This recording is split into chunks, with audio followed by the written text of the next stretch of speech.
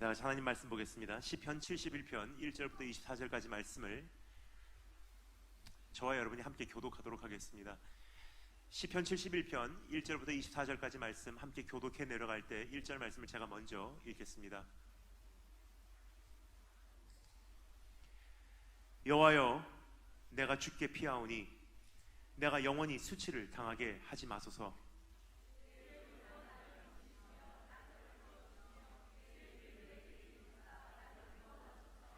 주는 내가 항상 피하여 숨을 바위가 되소서.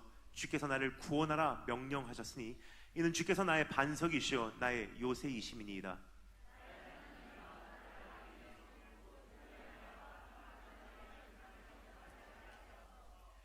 주 여호와여, 주는 나의 소망이시오 내가 어릴 때부터 신뢰한 이시라.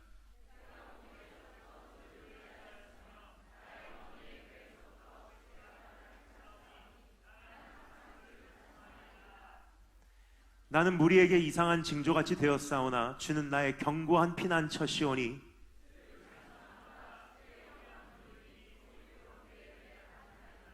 늙을 때에 나를 버리지 마시며 내 힘이 쇠약할 때에 나를 떠나지 마소서.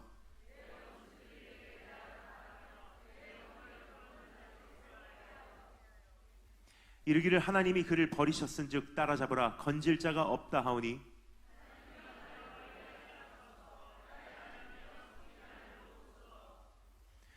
내 영혼을 대적하는 자들이 수치와 멸망을 당하게 하시며 나를 모해하려 하는 자들에게는 욕과 수욕이 덮이게 하소서.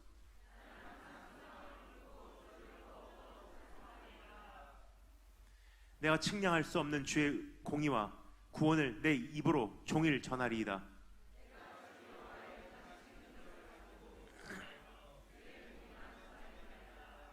하나님이여, 나를 어려서부터 교훈하셨으므로 내가 지금까지 주의 기이한 일들을 전하였나이다.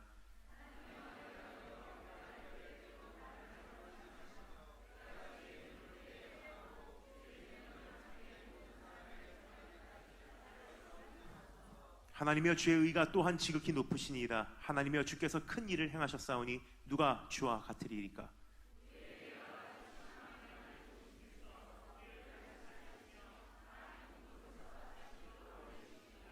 나를 더욱 창대하게 하시고 돌이키사 나를 위로하소서.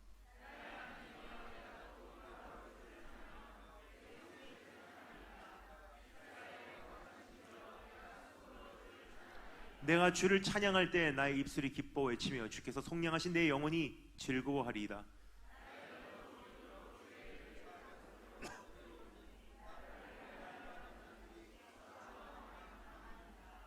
아멘. 다시 기도드리겠습니다. 형제들아, 나는 아직 내가 잡은 줄로 여기지 아니하고 오직 한 일, 즉 뒤에 있는 것은 잊어버리고 앞에 있는 것을 잡으려고 표대를 향하여 그리스도 예수 안에서 하나님이 위에서 부르신 부름의 상을 위하여 달려가노라. 주님, 지나온 한 걸음 한 걸음도 주의 은혜였음을 먼저 고백을 드리며 주님의 이름을 높여드립니다. 그러나 지나온 것들 잡은 줄로 여기지 아니하고 우리 앞에 놓여진 우리의 표대 대신 주 예수 그리스도 향하여 내 자신의 모든 것을 다하여 주님을 향해 내 자신을 발사하기를 소망합니다. 또다시 그렇게 달려가고자 하는 교회와 성도 심령 위에 주님께 다시 한번 정확한 방향성과 달려갈 수 있는 원동력을 불어넣어 주시사 이제까지와는 또 다른 새로운 기름 부으심과 갑절의 능력으로 죽어가는 이 시대 살리기를 소망하며 지금 다시 오시는 그 길을 예비되기를 원합니다. 예수 그리스도의 보혈로 오늘 말씀을 들고 선자나 말씀을 듣기 위하여 그 앞에 엎드린 우리 한 사람 한 사람을 다시 한번 정결케 깨끗게 씻어주시고 십자가 공로 뒤에 우리를 감추어 주시오며 주님 이 가운데 계셔서 주의 임재 속에서 진동케 하심이 있게 하시고 그 진동케 하심 속에서 영원하지 않은 모든 것들이 소멸되어 무너져 내리는 것을 경험하기를 소망합니다. 주님, 주 성령님이 이곳에 오늘 초청하오니 오셔서 인간의 입술로는 전할 수 없는 복음을 바로 전하게 하시고 들어도 이해할 수 없는 주님의 경영을 듣고 이해하고 나의 것으로 성육신하여 경험할 수 있는 지혜와 총명과 능력과 양심을 허락해 주기를 소망합니다. 오늘 둘째 날 저녁 주님 손에 모든 것을 위탁하옵고 살아계신 우리 주 예수 그리스도 이름으로 기도드립니다. 어제 말씀드린 바와 같이 이 두 번의 말씀을 다음과 같은 틀로 준비를 하게 되었습니다. 어제 저녁에는 내 자신을 살펴보는 것이 우선이었다고 생각을 합니다. 보수 공사가 들어가기 전에, 페인트 작업이 들어가기 전에 건물의 안정성이 확인되기 전에 내 영혼의 실제를 먼저 그렇게 살펴보고 보강하고 진단하고 점검하고 주님 앞에 재건하는 것이 우선이 아닌가 생각이 되었기 때문입니다. 그래서 어떠한 안식의 땅이 아니라 그 땅에 들어가는 각 사람들의 마음을 먼저 점검하는 것이 우선이라 생각을 합니다. 따라서 어제 말씀은 우리가 내 안에 갈증이 있지 않은가, 참된 생명수 대신 예수 그리스도를 직접 마시고 있는가라는 질문을 하게 되었습니다. 이제는 한 걸음 더 나가서 두 번째, 이제부터 나아가고자 하는 그 방향성이 무엇인가를 함께 정리해보고자 합니다. 이것에 대해서는 선교에 대한 것도 충분히 이야기할 수 있고요, 전도에 대한 것도 이야기할 수 있고요, 이제부터 교회에 대한 것도 이야기할 수 있지만 이미 그것은 교회 안에 충분히 세워진 기둥들이 있다고 그렇게 알고 있고 믿고 있기에 오늘 그것보다 조금 더 깊이 가장 본질적인 것, 가장 기본적인 것으로 들어가서 우리 모두가 함께 공유할 수 있는 그러한 방향성을 여러분과 나누도록 하겠습니다. 그것은 주님 오시는 그날까지, 주님의 품에 안기는 그 순간까지 끝까지 완주하라는 주님의 부르심인 것입니다. 여러분, 신앙이라는 것은 번쩍하는 게 아니더라고요. 제가 온 세계를 다니면서 굉장히 많은 교회와 성도님들을 만나게 됩니다. 잘생긴 사람 정말 많더라고요. 열정 있는 사람 정말 많더라고요. 은사 있는 사람은 더더욱 많아요. 근데 희귀한 존재가 있는 것 같습니다. 변치 않는 모습으로 끝까지 달려간 사람이에요. 처음에는 가속이 안 붙는 것 같아요. 처음에는 이 사람이 신앙생활 제대로 하고 있나 의심스러울 때가 있습니다. 근데 어느 날 돌아보니 오랫동안 똑같은 방향을 향해서 달려가는 그 신실성 안에서만 맡을 수 있는 냄새를 맡게 된다는 사실입니다. 그래서 오늘 지금까지 우리가 달려온 것, 기적적인 역사로 하나님께서 큰 은혜를 교회에게 쏟아 부어주셨는데 이제는 그것에서 또 한 걸음을 내딛어서 주님 오시는 그날까지 나는 완주하겠노라고 결단하시는 우리 한 분 한 분 되시길 주님으로 축원합니다.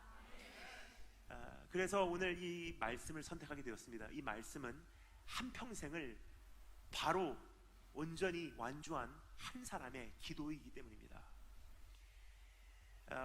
오늘 우리가 살펴보고자 하는 시편 71편, 이 말씀은 사실은 72편과 같이 읽어야 되는 내용입니다. 하나의 기도문이기 때문입니다. 근데 71편은 다윗이 한평생 자기가 어떤 길을 걸어왔는지를 주님 앞에서 되새기고 이제부터 나아가고자 하는 그 길목에서 다시금 내 안에 심지를 굳건하게 확인하고 주님께 내 자신을 그렇게 달려가게 해달라고 올려드리는 내용인가 하면 시편 72편은요 이제 내가 이 세상을 떠나게 되면 나 대신에 남겨놓고 가는 내 아들 솔로몬을 위한 그 중보의 기도 내용이 기록이 되어 있습니다.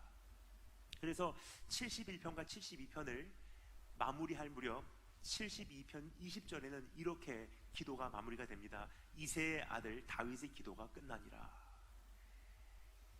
시간 관계상 우리는 72편을 살펴보지 않겠습니다. 하지만 오늘 71편만 집중적으로 우리가 살펴보므로 한평생을 완주한 한 하나님의 종의 심장에 우리 깊이 들어가서 무엇이 그의 심장을 끝까지 뛰게 하였는가, 무엇이 그로 하여금 이탈하지 않고 그 길을 가게 하였던가, 그리고 먼 훗날 무엇이 한 종으로 하여금 내 마음에 합한 자라라는 하나님의 칭찬을 받게 하였는가 라는 질문을 우리 풀어나가도록 하겠습니다. 따라서 오늘 이 말씀, 이제껏 걸어온 길을 한 번 더 돌아보며 주님께 감사하고 여전히 변하지 않는 자신의 중심을 또다시 점검하며 이제 내 남은 생명 다하는 그 순간까지 이젠 주님께 내 자신을 겸손히 올려드리는 모습, 여기서 다윗의 4가지 모습을 발견할 수 있는데 우리 한 가지씩 정리해 나가도록 하겠습니다. 그의 심지를 한번 살펴보겠습니다. 첫 번째, 이러한 질문을 내 자신에게 묻고 있는 것 같습니다.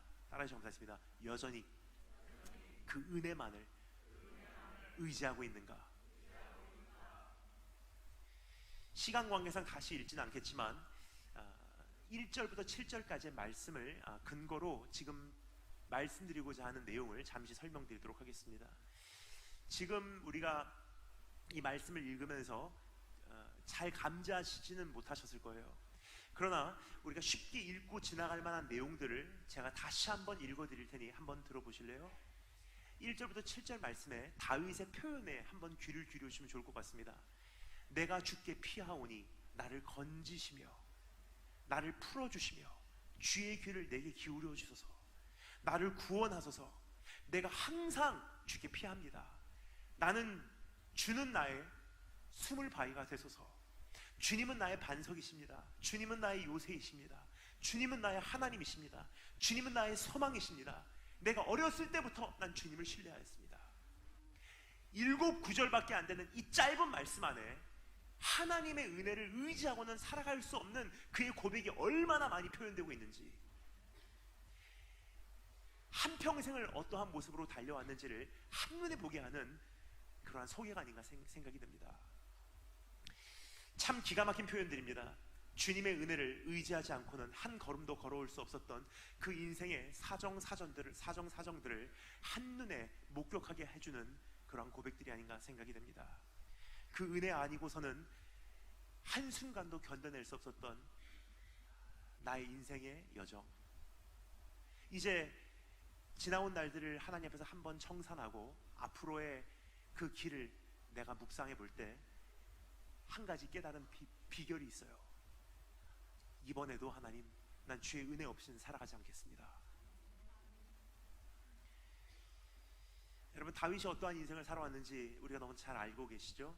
이 시간 다 설명을 드릴 수가 없습니다. 근데 너무나 통쾌하게 한마디로 다윗이 자기의 속마음을 다 털어놓으면서 가장 친한 친구에게 딱 한마디로 남자답게 소개를 해요. 나와 죽음의 사이는 한 걸음뿐이라. 얼마나 힘든 인생을 살았는지 그 한마디에서 뼈저리 느껴져요.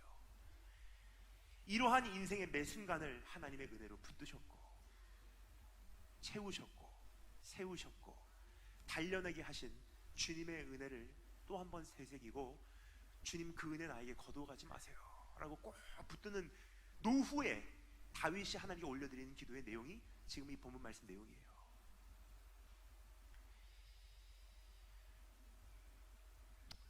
여러분, 사람이라는 존재는요, 세월이 안겨주는 힘이 있는 것 같아요.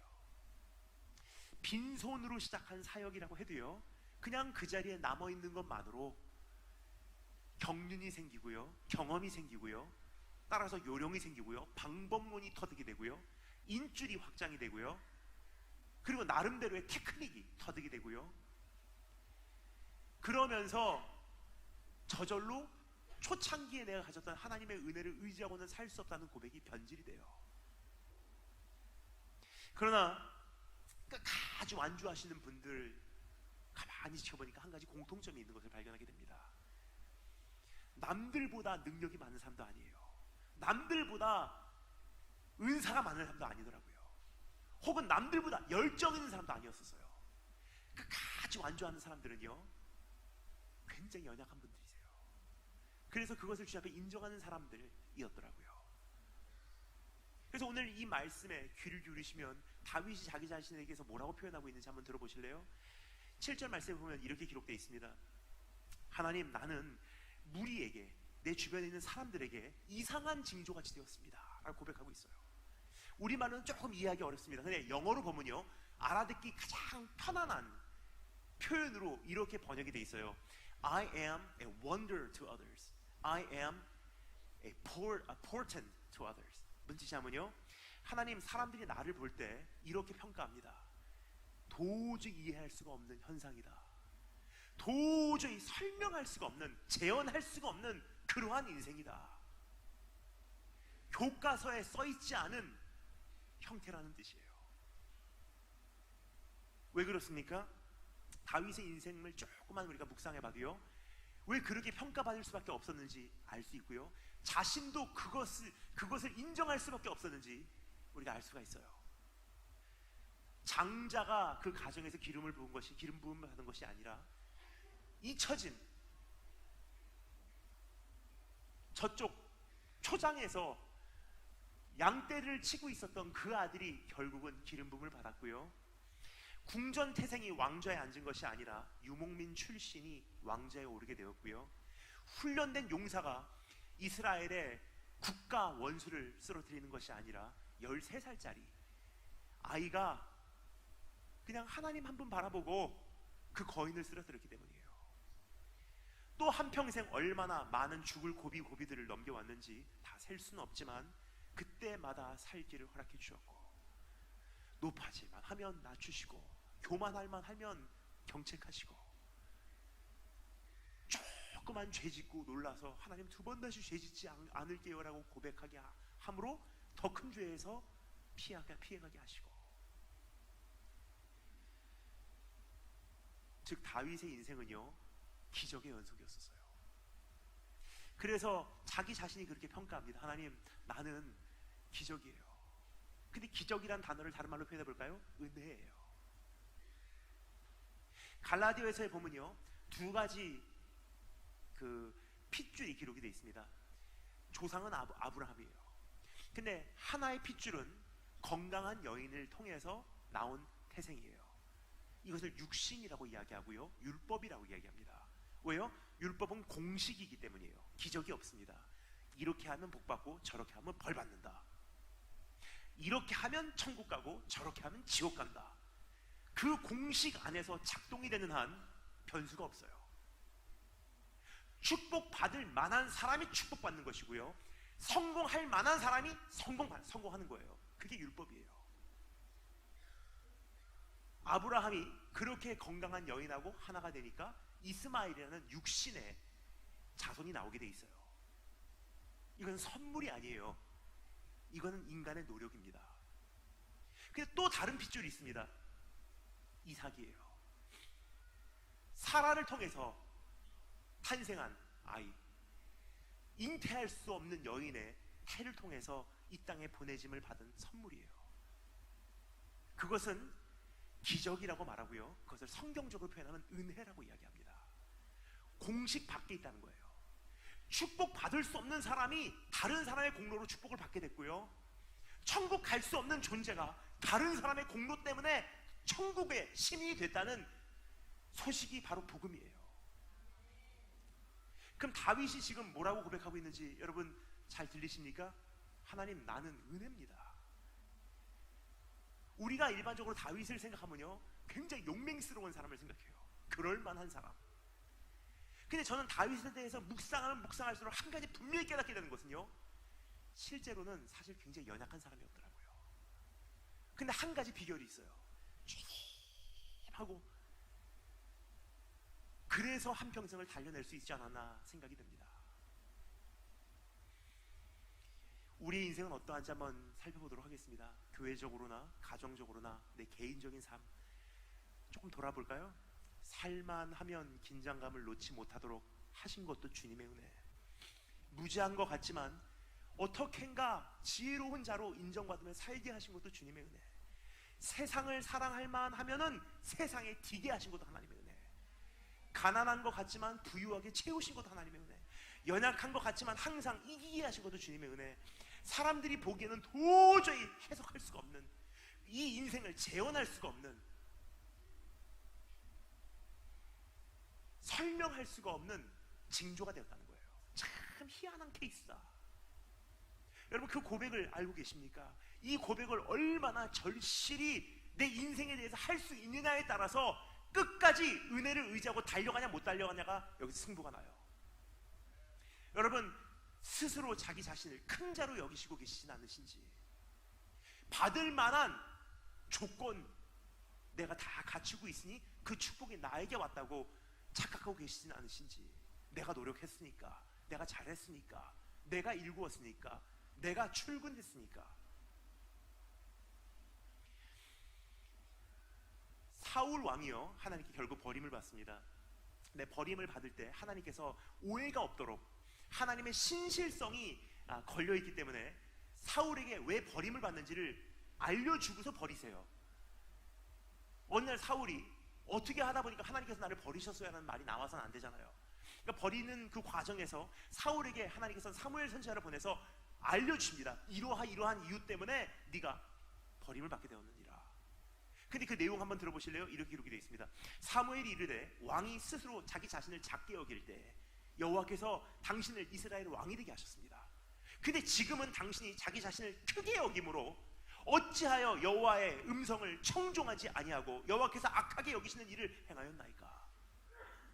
여러분, 내 자신을 오늘 크게 여기시고 계십니까? 작게 여기고 계십니까? 하나님께서 가장 싫어하는 자세가요, 크게 여기는 자세예요. 받을 만한 축복으로 여기고요, 내가 받아서 이상하지 않은 사랑으로 여겨요. 근데 여러분, 오늘 분명히 말씀드리겠습니다. 지금까지 지내온 것 주의 은혜 아니면 우리가 살아올 수가 없었고요, 이제부터 점점 험악해지는 이 시대 속에서 우리가 주의 은혜 의지하지 않고는 어찌 살아가려고 생각하십니까? 오늘 고백하기를 원합니다. 주의 은혜 아니면 나 살아갈 수가 없네.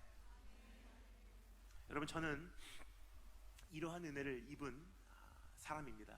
오늘 청년부 예배 때, 사부 예배 때도 제가 조금 간증을 드렸는데, 저는 목사 안수 받고요, 선교사 파송을 받고서 나오면서 딱 한 달에 200불 약속을 받고 선교지로 파송이 됐어요. 근데 신학생이었다가 200불 한 달에 한 번씩 보내주신다고 하니까 이야, 대단한 큰 돈이다 생각을 하고 중국 북경으로 파송이 되었는데, 들어가자마자 깨닫게 된 것, 중국에서도 200불 가지고는 생활비가 되지 않더라고요.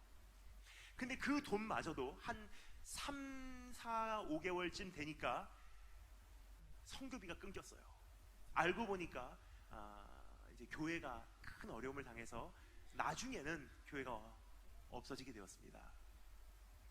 근데 선교지에서 그렇게 시작을 했는데 사실 생계 유지 자체가 쉽지가 않았어요. 왜냐면 저는 신학도 미국에서 했고요, 목사 안수도 미국에서 받았기 때문에 한국을 발판으로 또 중국을 발판으로 선교지에 들어서니까 선후배도 없더라고요. 앞에서 당겨주는 사람도 없고 뒤에서 밀어주는 사람도 없고. 근데 제가 목사 안수를 받은 나이 만으로 29살이에요. 근데 29살 같은 29살짜리 청년이 대한민국 강단에 딱 서니까 무섭더라고요. 기라성 같은 목사님들, 거대한 왕국과 같은 대한민국 교계, 불면은 날아갈 수밖에 없는 연약한 아무런 배경이 없는 선교사. 근데 여러분, 한국말도 제대로 못하는 저, 그때는 한국어 타자도 못했어요. 그래서 제가 처음 한국에서 설교를 준비할 때 너무 오래 걸리니까 제가 사촌에게 부탁을 했어요. 내가 지금 말을 할 테니까 네가 타자해라. 그렇게 처음에 만들어진 설교, 가야 하는 길이라는 설교였었어요. 근데 지나온 14년을 가만히 돌아보니까 많은 강단에서 말씀 전하게 되었고요, 거침없이 타협 없이 말씀을 전해왔건만 여전히 서 있고요, 굶어 죽을 것 같은 환경이었지만 부으시고 또 부으시고 또 부으시고 하늘문 그냥 활짝 여시고 아낌없이 부으시는데 오늘 제 자신이 이해가 안 가요. 어떻게 여기까지 왔는지. 그래서 제 삶이 이제부터 5년이 됐든 10년이 됐든 30년이 됐든 그건 모르겠습니다. 그냥 남은 시간 하나님께 허락해 주신 그 순간까지 저는 알아요. 주의 은혜 없이는 살 수 없다는 사실을. 여러분 오늘 그 은혜를 의지하고 계신지요? 아니면 나도 모르는 사이에 생긴 힘을 의지하고 계신지요? 노하우 의지하고 계신지요? 테크닉 의지하시고 계신지요? 방법론 의지하시고 계신지요? 사람은요 그것에 관심이 끌리는 것 같아요. 예를 들까요? 공부하는 학습법, 재정 관리하는 재정 관리법. 그러면 열심히 와서요 다 적어들어요. 왜요? replicate, 그것을 재현할 수 있다고 착각을 하는 거예요. 근데 주님의 음성은 그게 아니에요. 다른 사람이 이렇게 했으니까 너도 똑같이 하면 똑같이 돼. 이건 율법이에요. 공식이기 때문에 이렇게 하면 이렇게 된다, 저렇게 하면 저렇게 된다. 근데 은혜는 그 사람은 그렇게 돼도 나는 내 주님, 내가 직접 만나서 주의 은혜로 주님께 나는 새로운 기적을 맛보리라.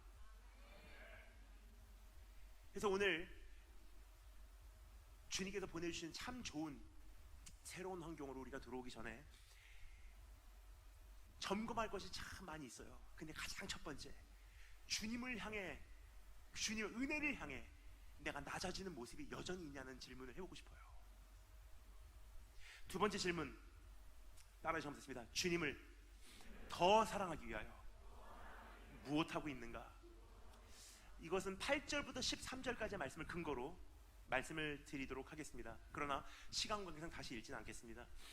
하지만 여러분 한 가지 우리가 꼭 생각해 보기를 원하는 것이 여기 있습니다.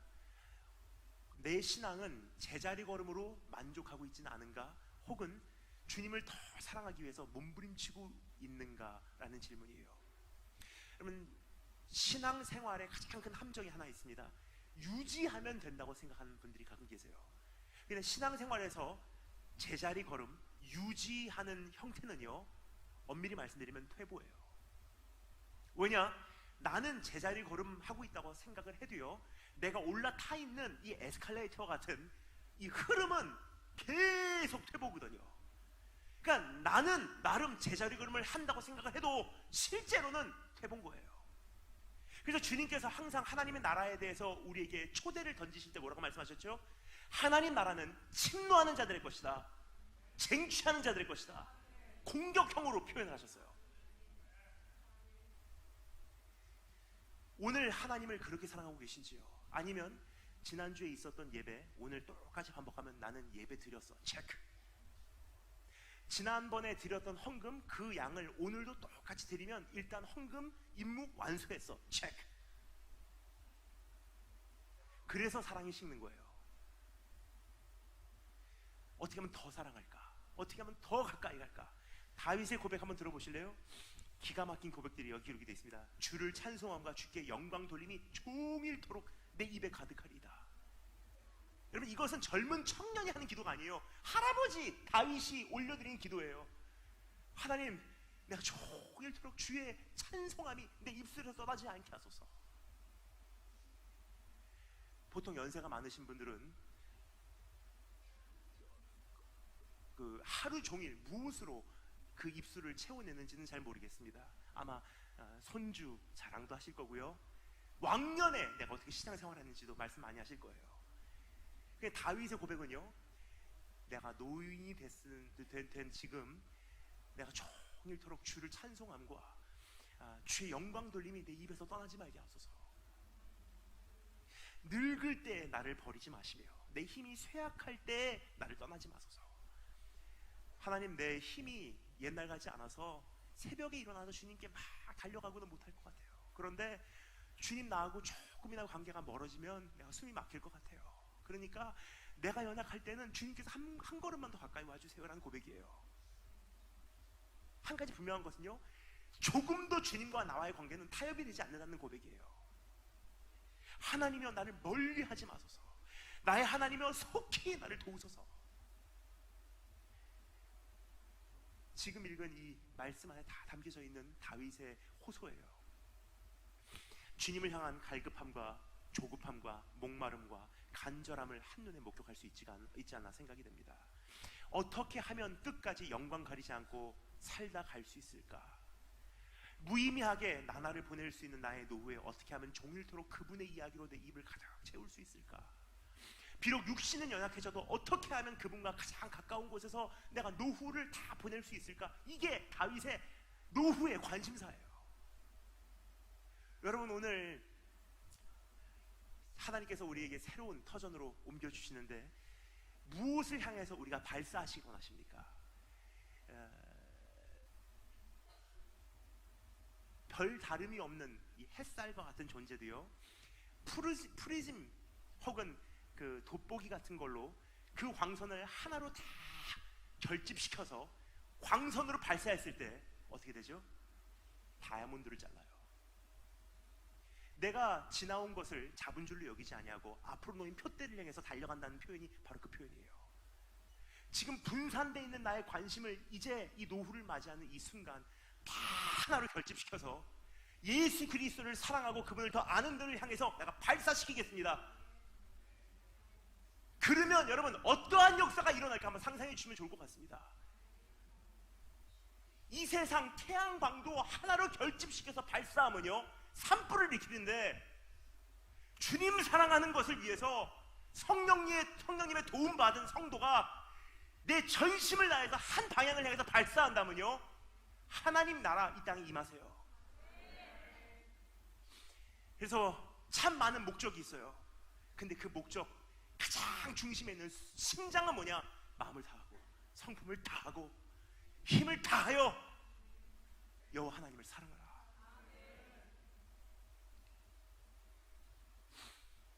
제가 제일 좋아하는 찬양이 바로 그러한 내용이에요.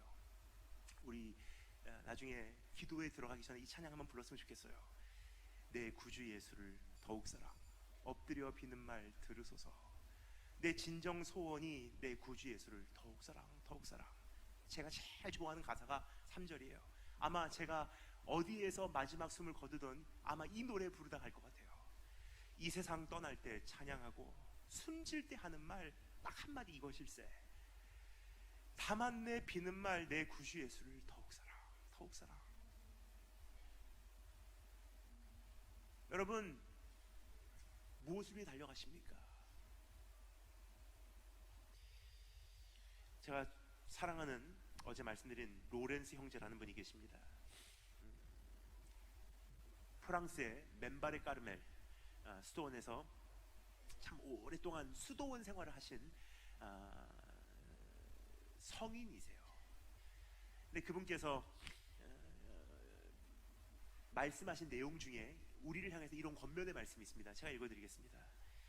오 주의 인자하심은 예부터 있었고 또 여전히 새로우니 내가 당신을 사랑하는 것이 너무 늦었나이다.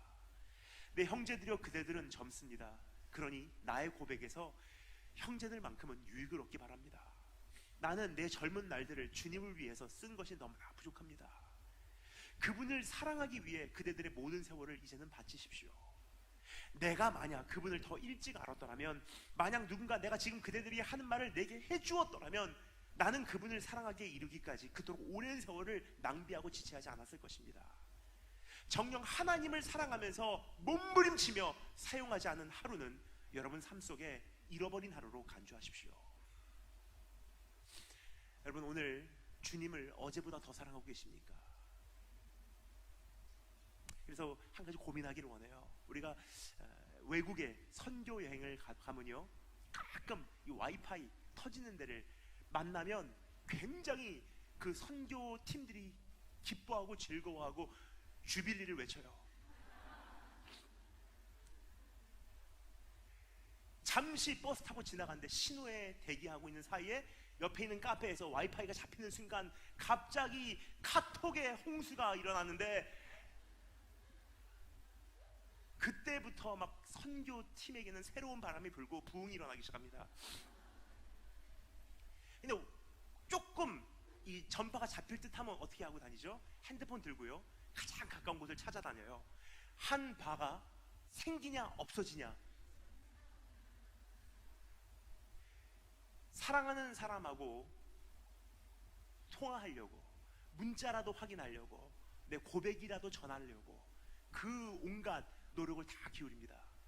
근데 우리가 주님과의 관계에서 어떻게 하고 있는지, 어떻게 하면 주님을 가장 가까운 곳에서 더 볼 수 있을까? 어떻게 하면 작년에 못 들어는 음성을 이번엔 더 정확하게 들을 수 있을까? 이제까지 보지 못했던 주님의 선하심을 이번 한 해는 내가 어떻게 하면 더 경험할 수 있을까? 여러분, 그것으로 고민하고 계신지 한번 내 자신을 살펴봤으면 좋겠습니다.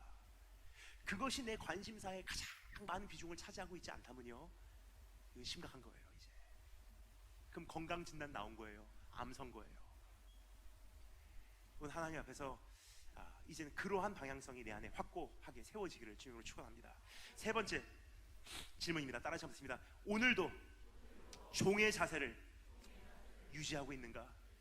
첫 번째는 은혜를 의지하고 있는가? 두 번째는 주님을 더욱 사랑하려고 몸부림치고 있는가? 세 번째는 종의 자세를 유지하고 있냐는 질문이에요.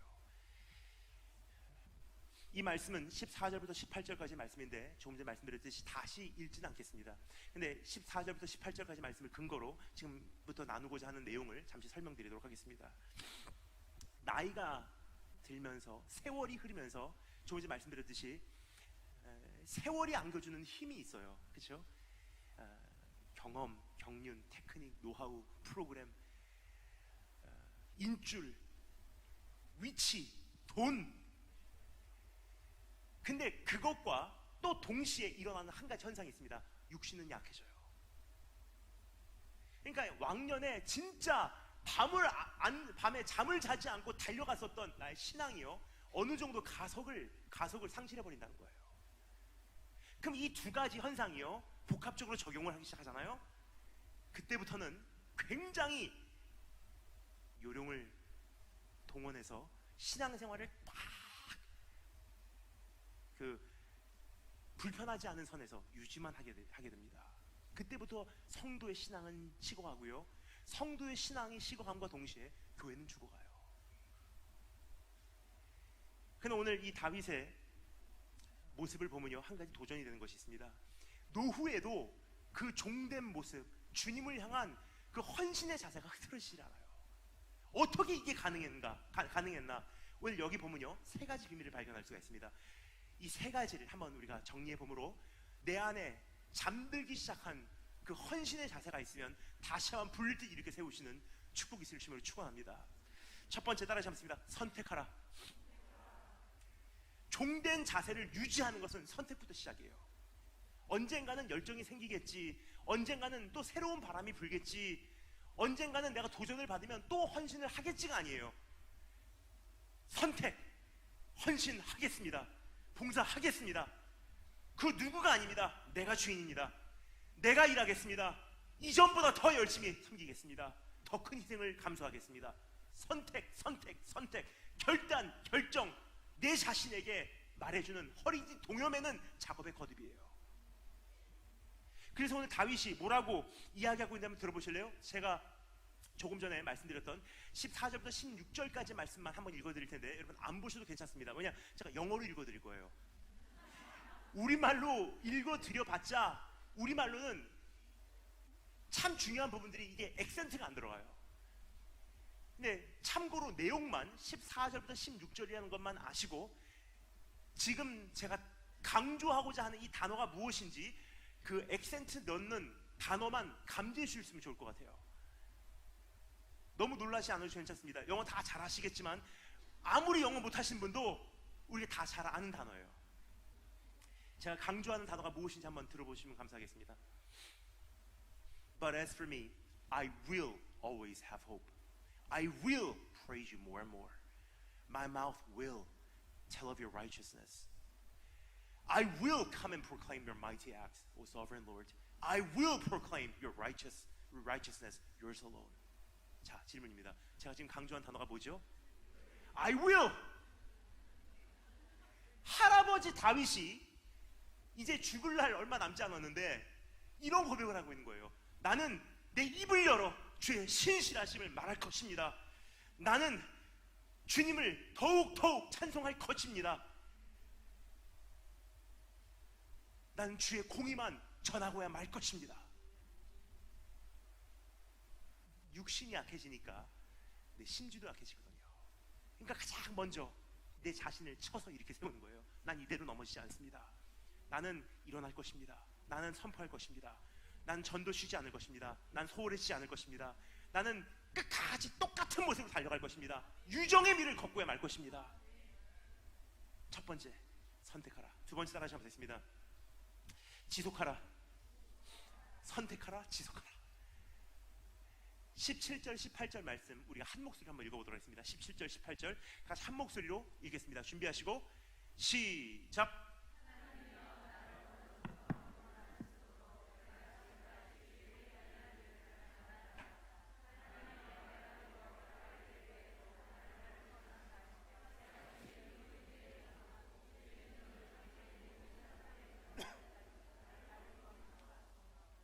아멘.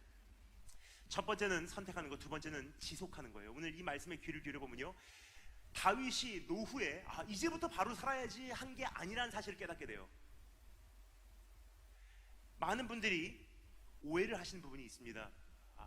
지금은 좀 상황이 안 돼서, 지금은 조금 환경이 허락지 않아서, 지금은 내가 해야 될 일이 있으니까 그거 다 정리하고 나중에 주님을 위해서 내가 헌신하겠습니다. 근데 여러분, 헌신이라는 것은요, 나이가 들어서 이제는 해봐야지 하는 게 아니에요. 헌신은 나이가 들어서 하는 것이 아닙니다. 선교는 은퇴한 후에 하는 것이 아닙니다.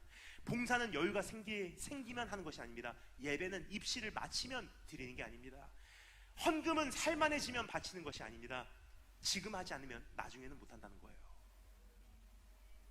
그래서 다윗이 뭐라고 고백하죠? 하나님은 나를 어려서부터 교훈하셨으므로 내가, 티슈가 따라오네. 어려서부터 교훈하셨으므로 지금까지도 그것을 전해왔습니다. 내가 나이가 들어서 백발에서 노인이 될 때에도 똑같이 하게 해달라는 거예요. 기가 막힌 표현이에요.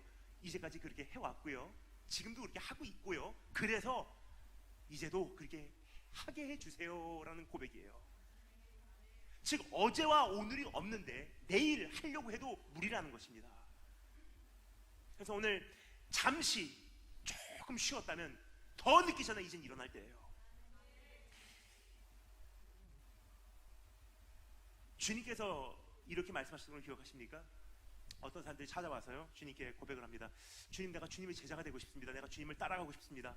그런데 먼저 우선 가서 우리 부모를 장사하고 오게 하옵소서. 주님께서 뭐라고 말씀하십니까? 죽은 자는 죽은 자가 장사하게 돌아. 제 주일학교 시절에 그 말씀이 저에게는 시험 덩어리였었어요. 주님은 장례식을 싫어하시는구나. 그런데 이 말씀을 읽으면 읽을수록 그런 뜻이 아님을 발견합니다. 바로 이런 뜻이에요. 주님, 먼저 우선 가서 내 할 일 하고 오겠습니다. 그것이 아무리 가족을 향한 도리라고 해도요, 사회를 향한 임무라고 해도요, 먼저 가서 그것을 하고 와서 주님, 환경이 허락되면 주님을 따르겠습니다 하는 사람에게 주님께서 말씀하십니다. 네가 정말로 살아있다면 눈이 열렸을 것이고, 눈이 열려있으면 내가 누군가를 봤을 것이고, 내가 누군가를 정말로 네가 목격했다면 내가 누군가를 알아봤을 것이다. 내가 누군가를 정말로 알아봤다면 먼저 가서 이거 하고 오겠습니다라는 말이 나올 수가 없어. 즉 너는 내가 누군지 못 알아봤고 나를 보지도 못했고, 따라서 너는 죽어있어. 이미 네가 가서 부모 장사 지내는 것 알아서 편안하게 하고 와. 여러분, 이런 변명을 핑계를 우리가 참 많이 대요.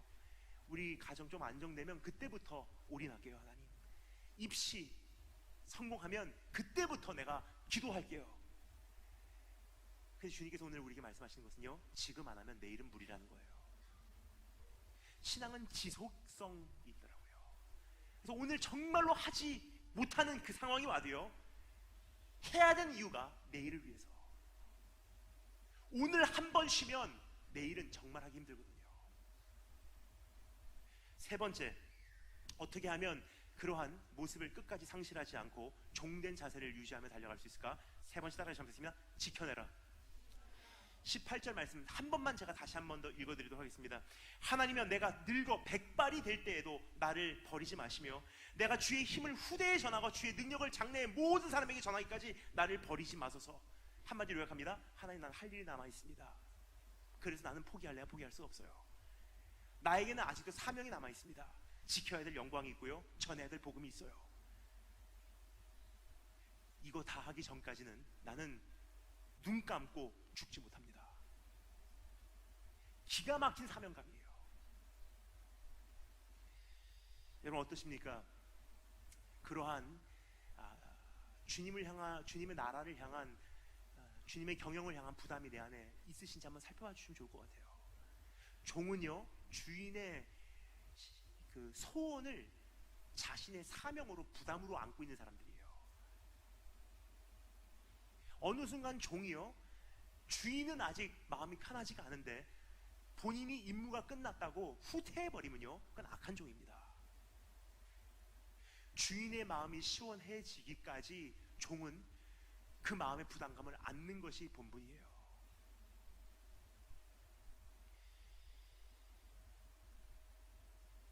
많은 분들이 저에게 부탁을 하십니다. 목사님, 제가 중보해 드릴게요. 어떻게 기도해 드릴까요? 아무리 생각을 해봐도 사실은 무엇을 위해서, 저를 위해서 기도해 달라고 말씀드려야 될지 저는 잘 모르겠어요. 왜냐면 뭐 사역 성공하게 해달라는 것도 그렇고, 뭐 선교 잘하게 해달라는 것도 그렇고, 가만히 보니까 그냥 주님 마음대로 어차피 이루어지더라고요. 그래서 설교도 중요한 게 아니라 설교자인 내가 준비되면 되겠다는 생각을 해요. 그래서 항상 기도 제목 부탁드릴 때 뭐 이것도 해주시고 저것도 해주시고, 물론 따지자면 굉장히 기도 제목이 많겠지만 딱 한 가지만 말씀드려요. 시편 71편 17절 18절을 위해서 저를 위해서 기도하겠습니다. 지금 이 말씀이에요. 하나님의 어려서부터 나를 교훈하셨으므로 내가 주님의 귀한 일들을 지금까지 전해왔습니다. 내가 정말 소원인 것은 내가 늙어서 백발이 될 때에도 나를 버리지 마시며 주님께서 내 삶에 행하신 그 주의 엄청난 능력을 후대에게 다 전하기까지 나를 떠나지 마소서. 참 은혜가 되는 말씀이에요. 근데 이 말씀이 제 안에 아직도 숨쉬고 있어요. 그래서 저는 포기를 못하는 것 같아요. 아직도 이렇게 다니다 보면, 어제도 말씀드렸는데 저에게 가끔 오셔서 질문을 하신 분들이 계세요. 단일기 목사님, 10년 전에도 독신이었는데 여전히 독신이시군요. 독신의 은사가 있으시군요. 사도 바울과 같은 은사가 있으신가 봐요. 절대로 없습니다. 아멘 하시지 마시기 바랍니다.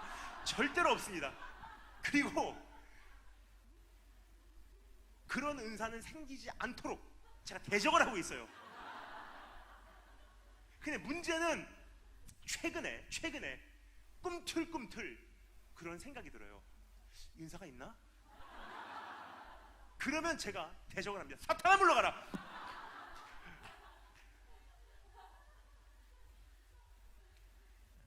그런데 솔직히 말씀드리면요, 결혼할 수 있는 확률은 점점 희박해지고 있어요. 여기까지 말씀드리면 가끔 이상한 분들이 오셔서요, 그럼 제가 해드릴게요. No thank you, no thank you. 결혼을 못하는 게 아니에요. 안 하는 거지.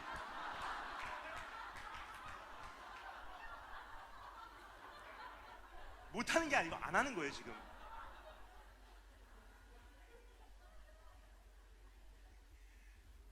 근데 왜 안 하는지 말씀드릴게요. 제가 시대를 잘못 만난 것 같습니다. 제가 참 좋아하는 목사님 사모님이 계세요.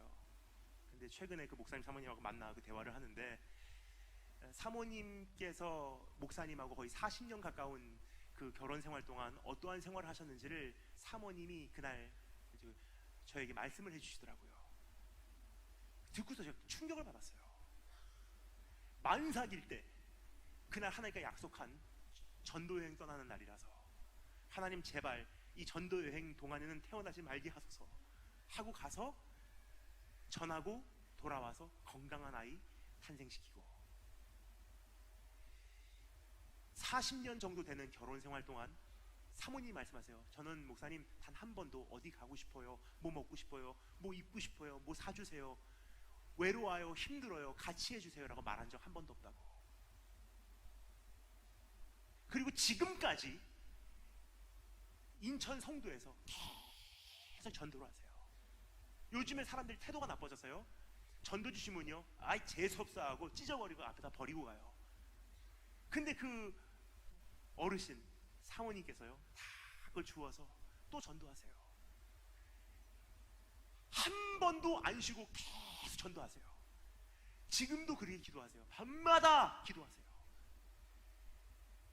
그 간증을 들으면서 제가 하나님께 외쳤어요. 하나님, 내가 때를 잘못 만났습니다. 제가 그리는 사모상이에요.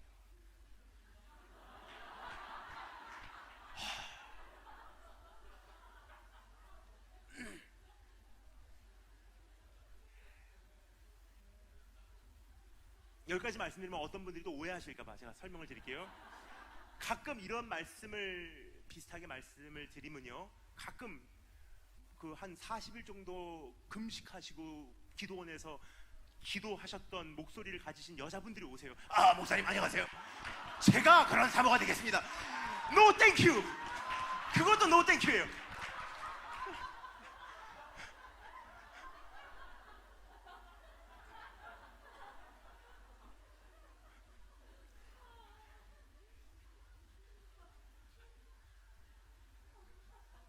결혼 안 하고 말지, 그렇죠?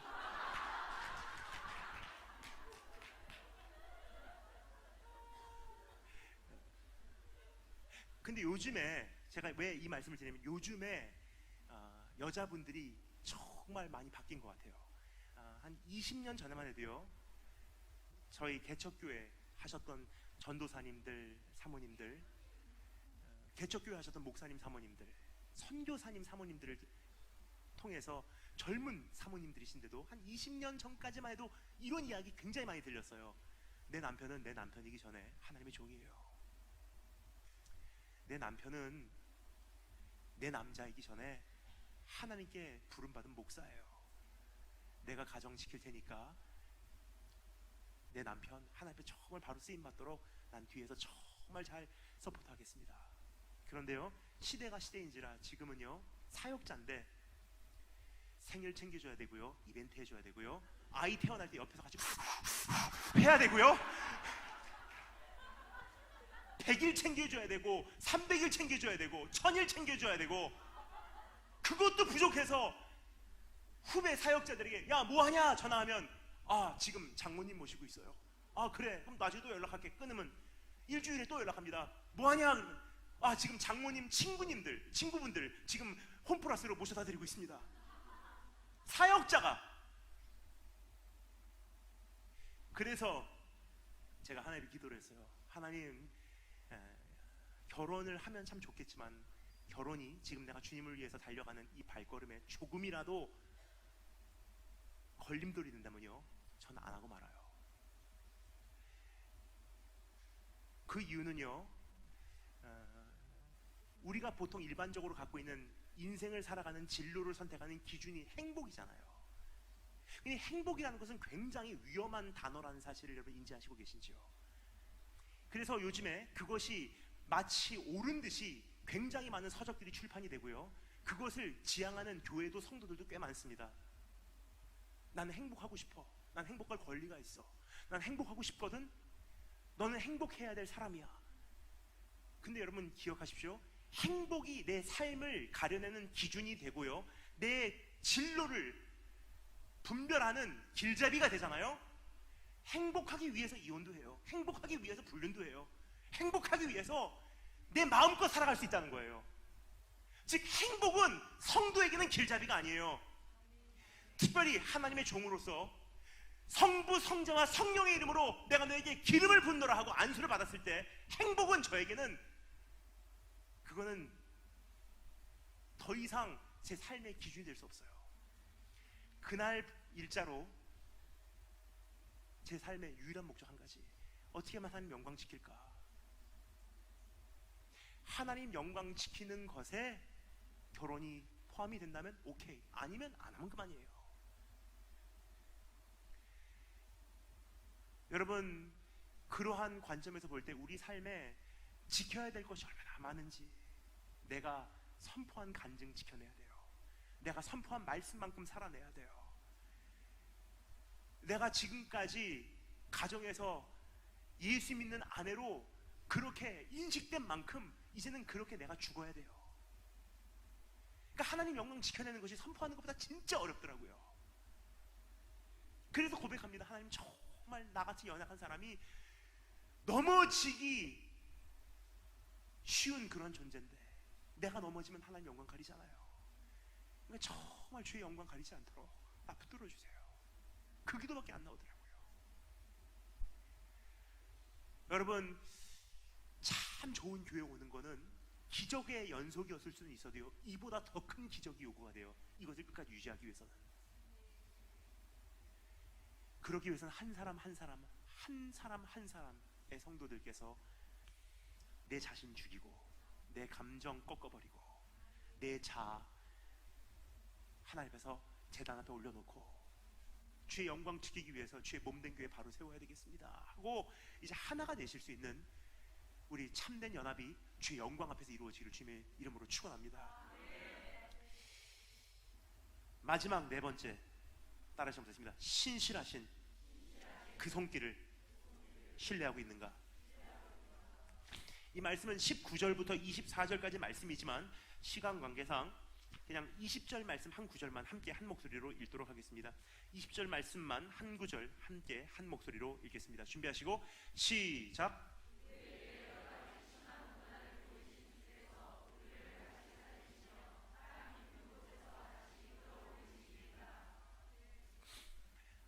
지금까지 세 가지 살펴봤습니다. 주의 은혜를 여전히 의지하고 있는가? 주님을 더 사랑하고 있냐? 그리고 종의 그 자세를 끝까지 유지하고 있는가? 이게 완주하는 길잡이더라고요. 어떻게 하면 더 많은 사역할까? 어떻게 하면 더 크게 쓰임받을까? 어떻게 하면 더 아찔한 경험을 할 수 있을까? 다 귀한 거지만 끝까지 완주하게 하는 원동력은 그게 아니라는 거예요. 그 중에 네 번째가 주님의 손길을 신실하게 지금도 의지하며 신뢰하며 살아가고 있냐는 질문이에요. 다윗이 한 가지는 분명히 알았던 것 같습니다. 여기 이렇게 고백하죠. 하나님, 나 죽어도 하나님께서 나를 깊은 땅 속에서 다시 이끌어 올리시리이다.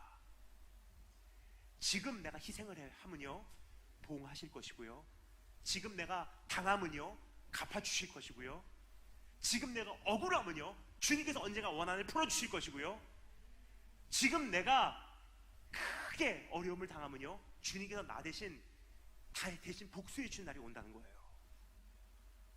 사실 우리가 어떻게 끝나는 줄을 확실히 모르면요 끝까지 달려가기가 사실 쉽지가 않아요. 한번 상상해 주면 좋을 것 같습니다. 어떠한 두 사람을요 바로 양 옆에 있는 방에다가 이제 배치를 합니다. 이 방 들어가면요 아무것도 없어요. 그냥 방이에요. 공간이에요. 그 방에 들어가서 아직 기약된 시간이 없는 열흘이 될 수 있고 한 달이 될 수 있는데 거기에 그 사람들에게 기간은 말해주지 않고요 그 두 사람을 그 방에 입장을 하게 합니다. 근데 한 사람에게만 귓속말로 얘기해줘요. 이 기간이 잘 채워지면은 1억이라는 돈을 당신의 통장에 입금하도록 하겠습니다. 근데 한 사람에게는 그 말을 안 해줘요. 어느 쪽이 잘 견딜까요? 한 사람은요 베케이션이에요. 왜냐? 누워서 먹고 자면서 돈 버는 거니까. 끝이 어떻게 된 줄 알면요 달라가는 원동력 자체가 달라진다는 거예요. 그러니까 마지막 시대라고 하는 것은요 나에게 주는 사명도 있지만 사명을 감당할 수 있는 원동력도 제공해 준다는 거예요. 왜냐? 우리가 주님을 기다리는 이 기다림은요 언젠가 끝이 있는 기다림.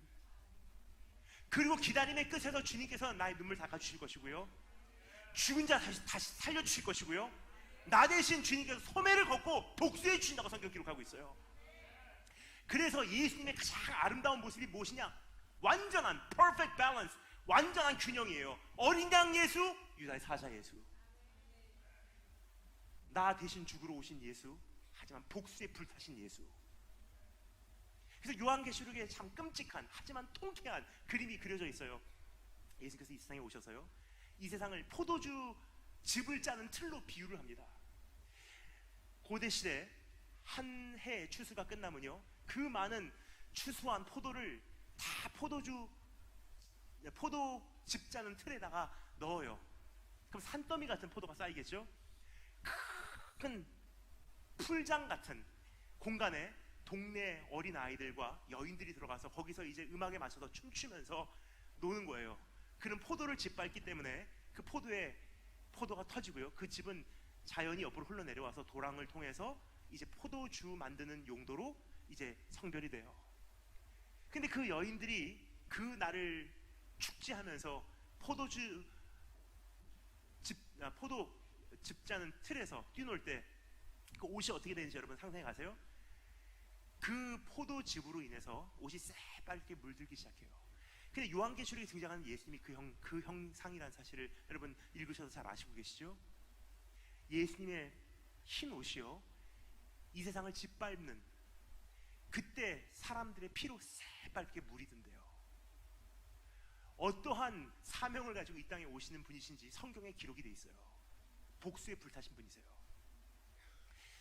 미라슬로프 볼프라고 하는 발음하기도 어려운 한 작가가 있습니다. 그러한 이름의 소유자예요. 근데 그분이 참 귀한 말을 한 가지 남겼습니다. 이런 말을 남겼습니다.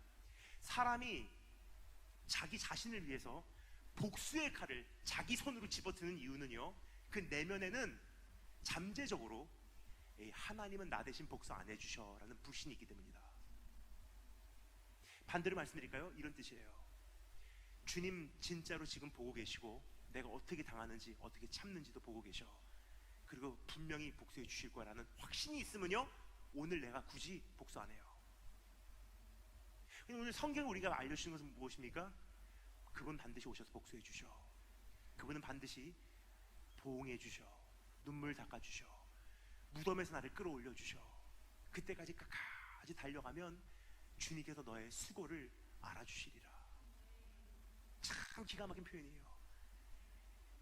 그 대표적인 예가 어디 있죠? 주님께서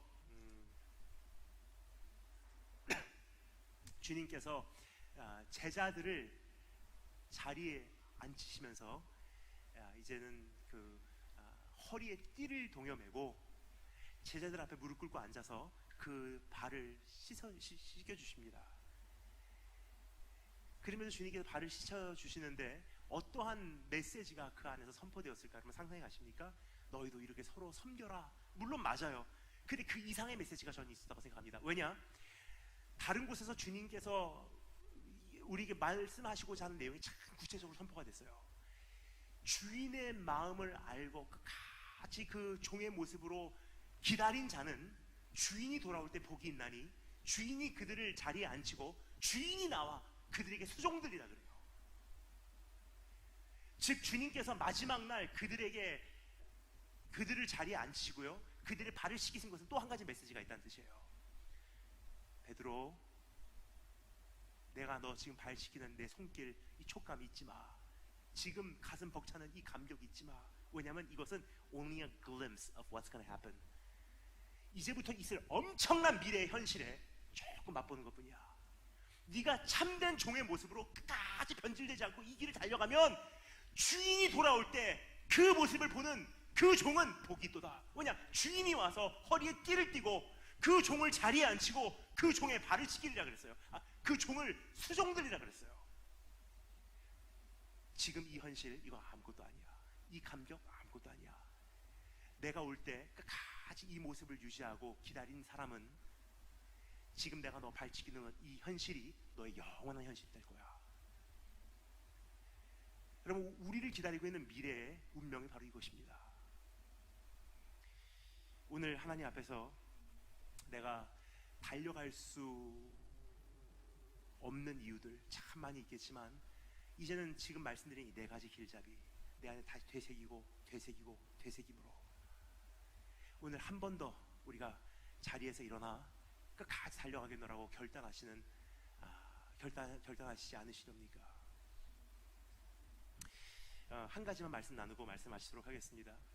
저에게 참 사랑하는 제자가 있습니다.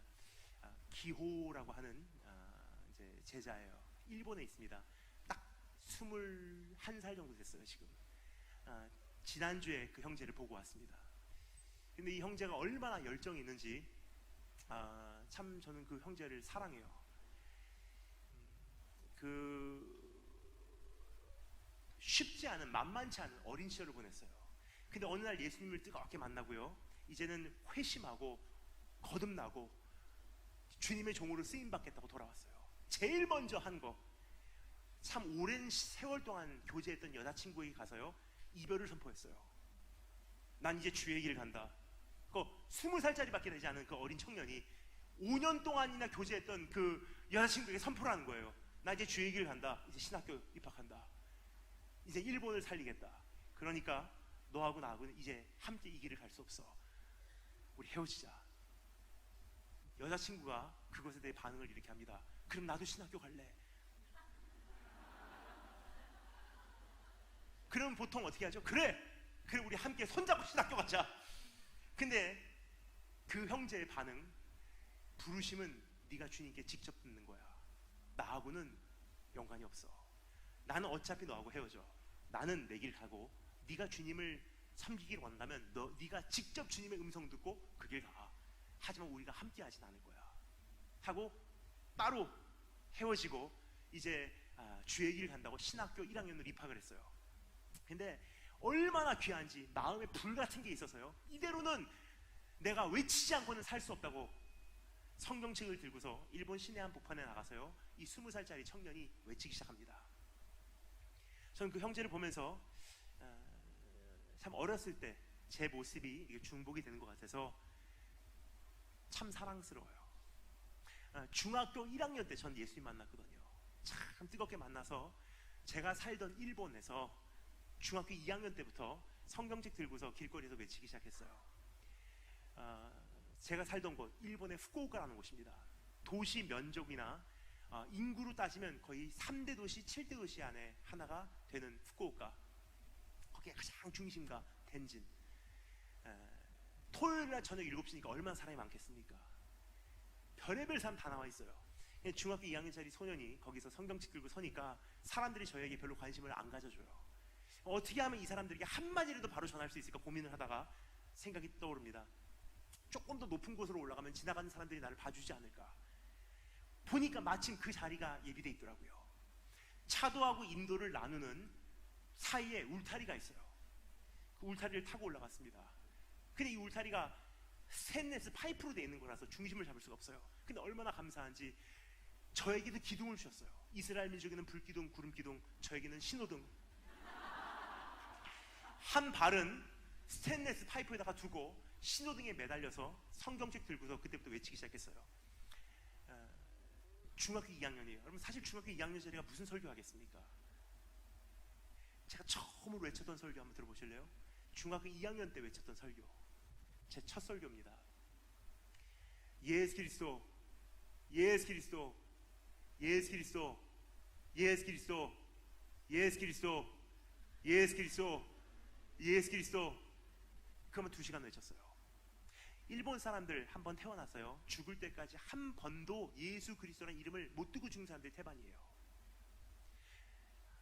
전할 말은 제가 잘 모르지만 예수님의 이름만이라도 들려주면 좋겠다는 생각을 했어요.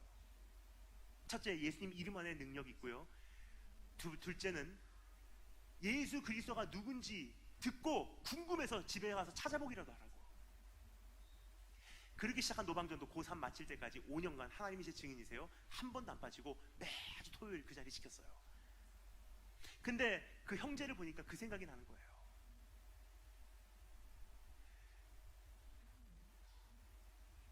신학교 들어갈 때 기도해 줄게 하니까 그냥 기도 안 받아요. 길거리에서 자 기도하자 하니까 팍 무릎 꿇고 길거리에 앉아요. 기도해 주고 울면서 말씀을 치고. 참 귀한 아들이다. 근데 작년 몇 개월 전에 제가 그 일본 오사카로 집회를 갔습니다. 근데 나라라는 곳에서 신학교를 다니다가 오사카에 제가 집회하는 현장에 그 형제가 찾아온 거예요. 3일간을 참석하는데 얼마나 귀한지, 잘 알아듣지도 못한 한국말 동시 통역기를 통해서 들으면서 얼마나 울던지. 최근에 지난주에 다시 봤어요. 얼마나 이제는 한국말을 잘 알아듣는지. 어떻게 알아들으니까 유튜브에서 제 설교를 다 들었대요. 모르는 거 있으면 적어놨다가 어머니에게 여쭤보고 사전에서 찾아보고 말은 잘 못하지만 알아듣는 건 이제 다 알아들어요. 야, 대단한 사람이다 생각을 했어요. 근데 그 3일 동안의 집회에 열심히 참석하면서 제가 너무 귀한 거예요. 그 형제가 3일째 집회를 마치고요, 이제 저녁에 식사를 하러 가는데, 그럼 오사카 다녀오신 분들 잘 아실 거예요. 오사카는 먹거리가 얼마나 많은지. 근데 오사카에서 대접을 받으니까 이것은 대단한 식당이에요. 저도 일본에서 오랫동안 살았지만 거기까지 고급스러운 식당은 많이 못 가봤어요. 어느 호텔 식당에 접대를 받게 되었습니다. 목사님, 저, 식사 대접해 주신 집사님, 그리고 그 형제를 제가 너무 사랑하는 것 같아서 목사님께서 같이 가자 그러셔서 그 형제까지 따라온 거예요. 4명이서 식사를 하는데 그 귀한 음식이 나와도요, 너 먹어 계속 주니까 집사님께서 제 얼굴을 가만히 보시더니 이렇게 말씀하시더라고요. 목사님, 참 그 형제를 사랑하는 게 보이네요. 근데 그 말을 듣는 순간 제가 이렇게 말씀을 드렸어요.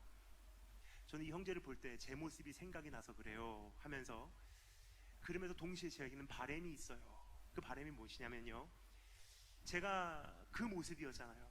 그런데 14년 전에 목사 안수 받고 선교사 파송 받고 이 길을 가면서 한 가지 깨닫게 된 것이 있어요. 세상을 이기는 철이는 있어도요, 세월을 역류하는 용사는 없더라고요. 세월 속에서는 열정이 식게 돼 있어요. 변질되게 돼 있어요. 넘어지게 돼 있어요. 거기까지 순수한 사람도요, 장깨를 부리게 돼 있어요. 저도 굉장히 많이 노력을 했어요. 넘어짐도 많았어요. 혼자서 하나님께 정말 많이 회개한 적도 있어요. 나는 이렇게 변질돼서 안 됩니다 하고 혼자서 부들부들 떨면서 밤을 샌 적도 많아요. 근데 이게 쉽지 않다는 것을 알기 때문에 저는 그 형제를 위해서 오늘도 기도해요. 지금 세상을 정복할 것 같은 철인 것 같은 모습으로 주님을 위해서 달려간다고 해도요, 세월 속에서 변질이 안 될 수가 없기 때문에 제발 이 형제는 하나님 보호해 주세요. 여러분, 참 지나온 세월 동안 수고 많으셨어요. 그런데 지난 4년 동안의 이 교회의 역사에 비하면요, 이제부터 더 창창하게 남은 이 교회의 역사는요, 우리에게 다가오는 큰 그 공격은 무엇이냐? 변질이에요. 은혜를 의지하는 마음도 식어가고 사랑을 하는 노력도 꾀를 부리기 시작하고 종된 자세는 흐트러지고 마지막을 신뢰하는 그 믿음도 흔들리기 시작하고. 그래서 오늘 우리가 목적지를 세우기를 원해요. 하나님, 내가 사용 못해도 괜찮아요. 많이 열매가 없어도 괜찮아요. 하지만 한 가지는 내가 주 앞에 약속하겠습니다. 내가 주님께 드릴 수 있는 그것, 은혜 의지하는 모습, 사랑하는 모습, 종된 모습, 신실한 그 손길을 의지하는 그 신뢰의 모습은 내가 주 앞에 내 산제사로 드리리라. 그러면요, 자연적으로 열매는 맺혀지게 돼 있어요. 지금까지 잘 감당하셨으니 이제 더 큰 일을 감당하기 위해서 우리 주님 앞에 오늘 그러한 결단으로 나오시지 않으시렵니까? 다 같이 고개 숙여주시면 감사하겠습니다. 우리 찬양팀 올라오실 때까지 잠시 오늘 주신 말씀 가슴에 되새기며 묵상할 수 있는 기회를 드리도록 하겠습니다.